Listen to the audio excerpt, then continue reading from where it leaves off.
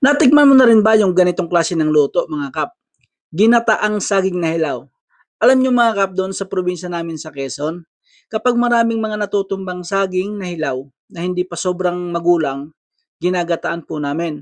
At ang tawag namin sa luto na ito ay sarubot o alpahor. At bagay na bagay ito sa kape at masarap itong kainin, lalo na kung tag-ulan.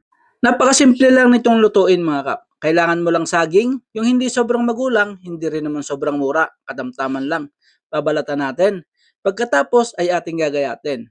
At ayun nga, natapos na nating gayatin. Sa kaserola, naggisa na ako ng luya. Pagkatapos, isinunod ko na yung sibuyas at bawang natin. Pagkatapos mapula na yung ating mga ingredients, ilalagay naman natin yung ating pangalawang gata. Pagkatapos, ilagay natin yung ating saging. Problema, hindi kumasya kaya inilipat ko sa malaking kawali. Pagkatapos niyan, pakukuluin natin yan mga kap. Lalagyan natin ng mga pampalasang sangkap. At kinulang nga yung ating kakanggata, kaya nagdagdag ako ng isang kokomama. Pakukuluin natin yan mga kap hanggang sa tuluyan ng maluto yung ating saging. At ayan mga kap, malapot na yung ating sarubot o alpahor. O ayan, naluto na. Napakasarap nito sa merienda mga kap. Lalo na nga at mayroon kang kape, suwak na suwak sa iyong panlasa ito mga kap.